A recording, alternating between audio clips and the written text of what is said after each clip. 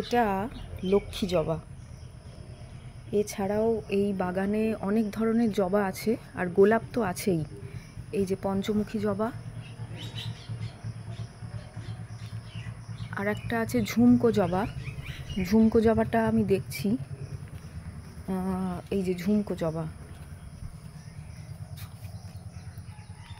এই যে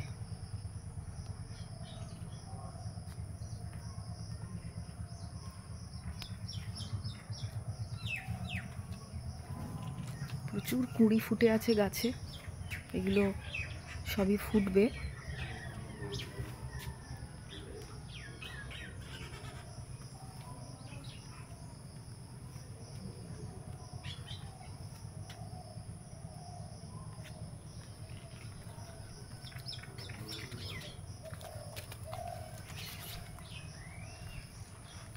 এটাও এক ধরনের জবা। হ্যাঁ, এই যে ভিতরে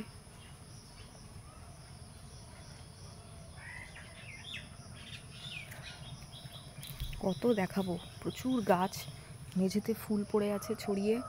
ওইখানে আর একটা জবা, ওটা একটা গোলাপি জবা, একটা শিউলি গাছ।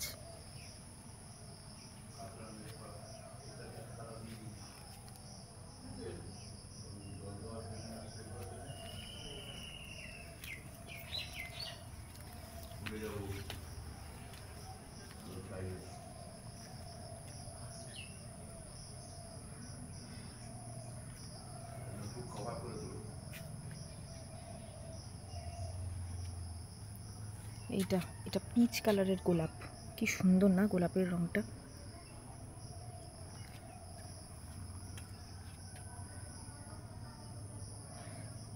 লালের অনেক রকম শেড।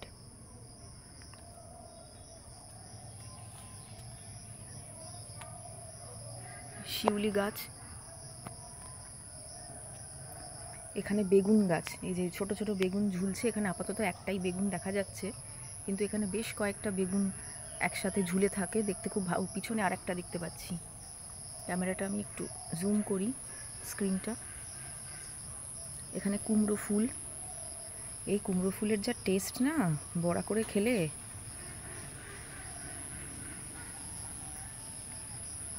এবার স্থলপদ্ম গাছের কাছে যাওয়া যাক। এই যে এই যে স্থলপদ্ম, এই যে গোলাপি রঙের যে স্থলপদ্মটা, স্থলপদ্ম মজা সবাই জানে। সকালবেলা সাদা থাকে, কিন্তু যত বেলা বাড়তে থাকে রঙটা ওরকম লাল বা গোলাপি হয়ে যায়। এখন সকালবেলা ফ্রেশনেস, পুরো সাদা স্থলপদ্ম। এগুলো যখন আমি ঠাকুরের সিংহাসনে দিই, যেন মনে হয় মানে বাগিচার মতন লাগে ঠাকুরের সিংহাসনটা। কত গাছ এখানে, প্রচুর গাছ। আবার এখানে পিছনেও আরেকটা জবা গাছ আছে।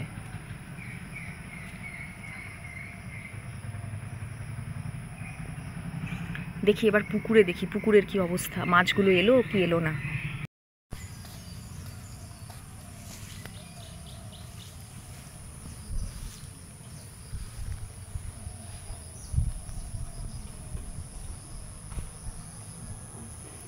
এর আগে তো স্নানের ঘাটটা আমি এর আগে একটা শর্টসে দেখিয়েছিলাম, সেদিন বাঁধানো জায়গাটা দেখানো হয়নি। এটা হচ্ছে বাঁধানো জায়গাটা, এখানে বসার জায়গা আছে। এখানে এখন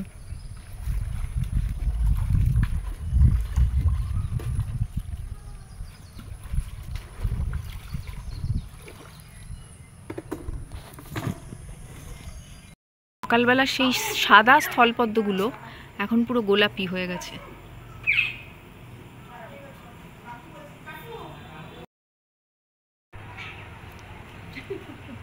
এখন কটা বাজে? 3টে বাজে। গোলাপগুলো এখন একদম পুরো এত সুন্দরভাবে ফুটে গেছে। আর ওই দিকের গোলাপি জবাগুলো সকালবেলা অতটা ভালো করে ফুটেছিল না, এখন খুব সুন্দর ফুটেছে। ওই যে সাদা জবাগুলো,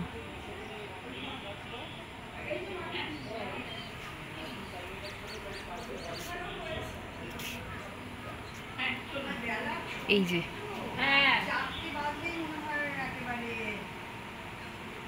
ঠিক আছে, আমি বলছি আপনাকে। হ্যাঁ, পাঠিয়ে দেবো।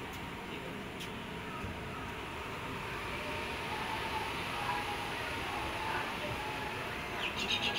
আমার তো খুব ভালো লেগেছে, আপনাদের কেমন লাগলো জানাবেন।